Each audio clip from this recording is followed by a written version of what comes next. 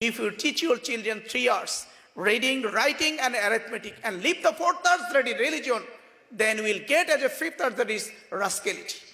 তোমার সন্তানকে যদি তুমি 3টি শিক্ষা দাও, রিডিং, রাইটিং অ্যান্ড অ্যারিথমেটিক, যে 3টি শিক্ষা দেওয়ার জন্য আজকে সকল অভিভাবকরা মাথার ঘাম পায়ে ফেলে অর্জিত সম্পদ ব্যয় করছি, কিন্তু চতুর্থ আর ভুলে গিয়ে আমার সন্তানকে আমি রিলিজিয়াস শিক্ষা, ধর্মীয় শিক্ষা, কোরআন সুন্নাহর শিক্ষা থেকে যখন বঞ্চিত করছি, এই সন্তানদের কাছ থেকে পঞ্চম আর হিসেবে যেটি পাচ্ছি বর্তমানে, সেটি একজন বদমাইশ, খারাপ চরিত্রের মানুষ, একজন লুটতরাজ, একজন মানুষ, রাস্কেলিটি। সুতরাং সম্মানিত অভিভাবক মণ্ডলী, আসুন আজকের এই প্রযুক্তির যুগে যে সন্তানের অভিভাবকতা আপনি গ্রহণ করতে পারবেন না, আপনার সন্তান কোথায় যাচ্ছে, কি করছে, রাতের অন্ধকারে কি দেখছে, এটি আপনার পক্ষে দেখা সম্ভব নয়। আপনার অভিভাবকত্ব গ্রহণ করা সম্ভব নয়। আপনার সন্তান বিশ্ববিদ্যালয়ে ভর্তি হয়ে কি করছে, সেখানে আপনি অভিভাবক হিসেবে দায়িত্ব পালন করতে পারবেন না। কিন্তু সকল জায়গায় মূল অভিভাবক আল্লাহ রাব্বুল আলামিনের পরে যিনি সর্বস্তরে এই প্রিয় ছাত্র ভাইদের জন্য অভিভাবকের ভূমিকা পালন করতে পারে, সেটি হল ইসলামী ছাত্র শিবির। ইসলামী ছাত্র শিবির সেই অভিভাবকত্ব যতক্ষণ পর্যন্ত গ্রহণ করে থাকবে, ততক্ষণ পর্যন্ত আপনার সন্তান বিপদগ্রস্ত হবে না।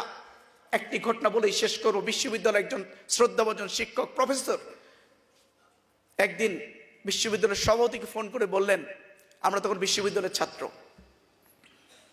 ফোন করে বললেন যে বাবা, তোমরা একটু আমার রুমে আসো। বিশ্ববিদ্যালয়ে তার একটি কক্ষে তিনি ডাকলেন। আমরা অবাক হয়ে গেলাম।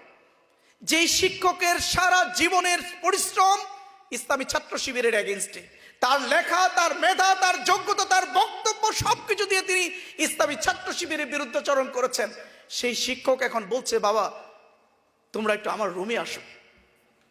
আমরা গেলাম, একটা গ্রুপ নিয়ে যখন তার রুমে গেলাম, রুমে যাওয়ার পরে তিনি তার সহপাঠীদের, তার যে শিক্ষকরা আছে সবাইকে বের করে দিয়ে দরজাটা আটকিয়ে দিয়ে যখন তিনি বসলেন, বসা মাত্রই বিশ্ববিদ্যালয়ের সভাপতির হাত ধরে অঝরে কেঁদে ফেললেন যে বাবা, আমি সারা জীবন তোমাদের বিরোধিতা করেছি, কিন্তু মনে মনে দৃঢ় বিশ্বাস করি তোমরাই এমন একটা সংগঠন, তোমরাই আগামী দিনের তরুণের মূল উৎস এবং তরুণদেরকে মাদক মুক্ত, অশ্লীলতা মুক্ত হিসেবে গড়ার ক্ষেত্রে তোমরাই একমাত্র সংগঠন। আমার একমাত্র সন্তান, আমি বিশ্ববিদ্যালয়ের শিক্ষক, আমার হাত ধরে কতজন এমফিল ডিগ্রি অর্জন করেছে, পিএইচডি ডিগ্রি পেয়েছে, কতজন ছাত্রকে মাস্টার ডিগ্রি পাশ করে এখান থেকে বের করে দিয়েছে, সার্টিফিকেট দিয়েছি, বাট আমার একমাত্র সন্তানকে আমি মানুষ করতে পারি নাই। আমি ব্যর্থ হয়েছি, আমি একজন ব্যর্থ বাবা।